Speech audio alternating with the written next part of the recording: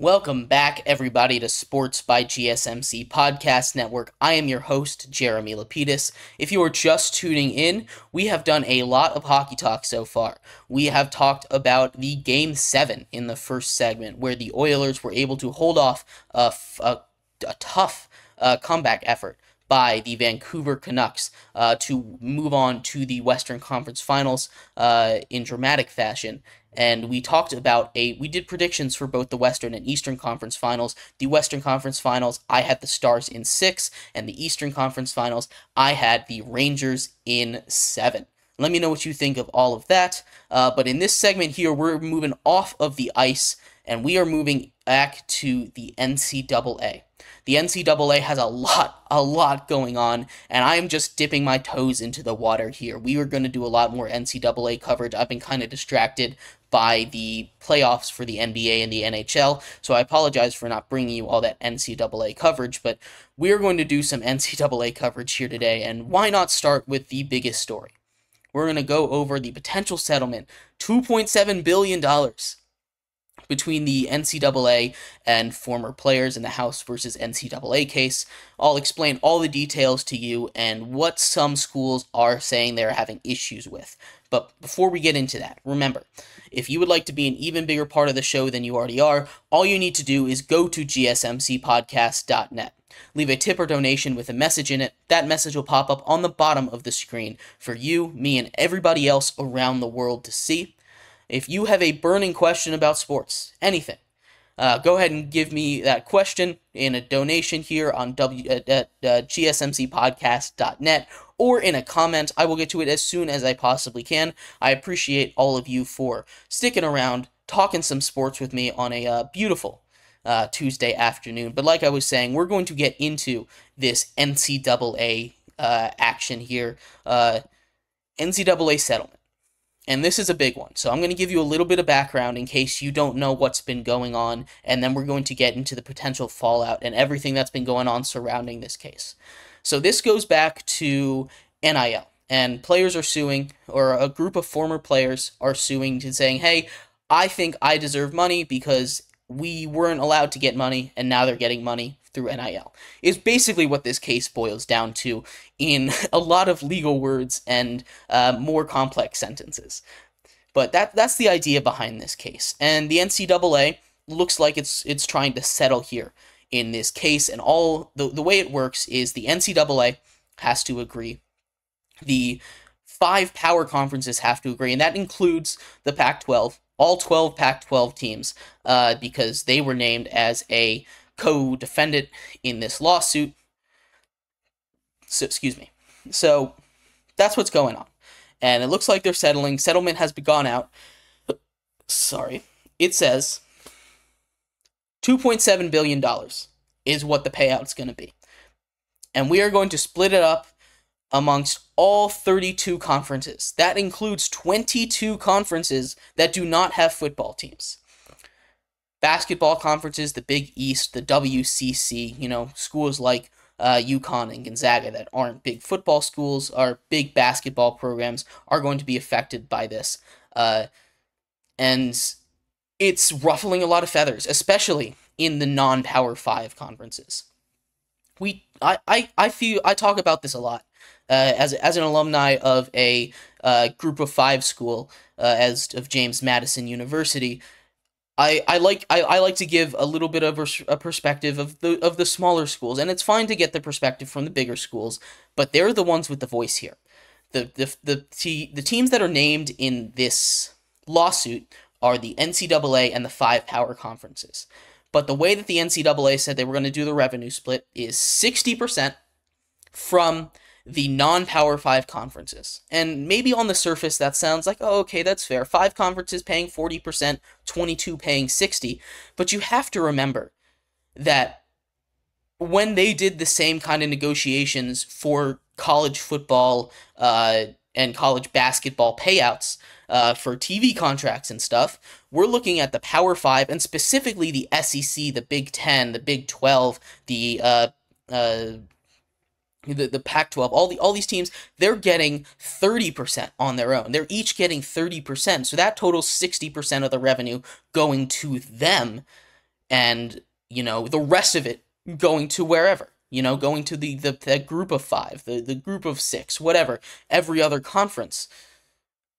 If you look at it this way, you're getting 30% of the money, and you're paying 40% of it.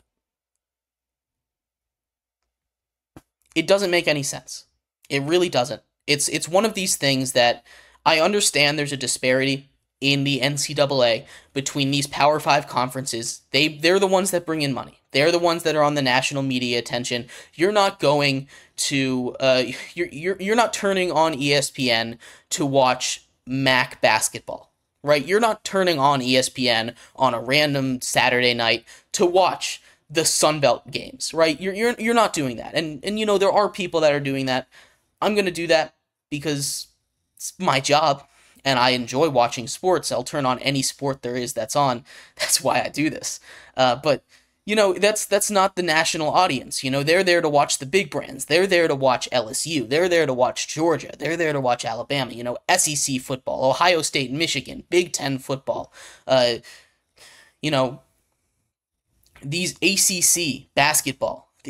Duke, North Carolina. That's what they're here to tune in for, and that's what's going to make the most money, right? And I respect that. I understand that. These are the two teams that are bringing in money. These are the teams with the budget to pay for players. And reading articles on ESPN, preparing for this, there was a quote from one of the 22 schools, from one of the ADs of a school in one of the 22 conferences that don't have football, called the CC 22, or the CCA 22. And he was saying, hey, why do I have to pay $10 million for Zion Williamson? He was never going to come here. We don't have the budget for this. And this isn't just coming out of football, right? This isn't just a football thing. The money that is coming out of this is coming out of the basketball fund, the bonuses that you get for winning and making it to the NCAA championship, the stuff that can fund these smaller conferences for literal years, decades at some point. UMBC, when they beat Virginia, they were able to fund their conference with just that bonus money from UMBC for 10 years, or for 5-6 years. They're just now finishing the funding money. It's hard to fathom how big of a deal it is for these smaller conferences to get these bonuses, to get this. It really helps expand their athletic facilities. It helps expand their national footprint, make their university bigger. Sports is a huge, huge catalyst for education around the U.S. especially. It's one of the magical things. It's one of those things about the NCAA basketball tournament that's so awesome about March Madness, because teams like UMBC, their application rate, it went up by like 200% the year after they beat 1 seed Virginia. Attention, you hadn't heard. I bet you 95% of you had not heard of the UMBC Golden Retrievers before they won. And this happens a lot in sports. That's just one of the more prominent examples. Your smaller school goes on a run, and then it gets national popularity, and people want to come. It gets more funding. It can expand its education, its academic programs. And right now, what the NCAA is doing is punishing these teams. These teams don't even have a seat at the table, right? And I understand you can't just take it all from the top 5 conferences. I completely understand that it's an NCAA as a whole, and everyone needs to at least pay a little bit. But there should be a better way to break it up than say, hey, cripple this small conference's budget. There are conferences that are really going to struggle. They're going to have to make cuts. They were saying, do I have to fire 2 people to pay for Zion Williamson? Do I have to fire 2 staff members so that the NCAA can pay? That doesn't seem right. Right?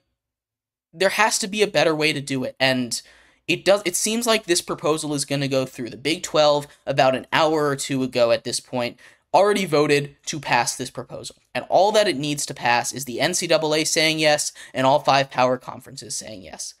And if you're a power conference, it seems like they're going to say yes. It seems like it's going to go through, and this is really going to hurt the rest of the NCAA. It really is. And it's a shame because there always was this power disparity. They're called the Power Five, for God's sake, and it's unfair.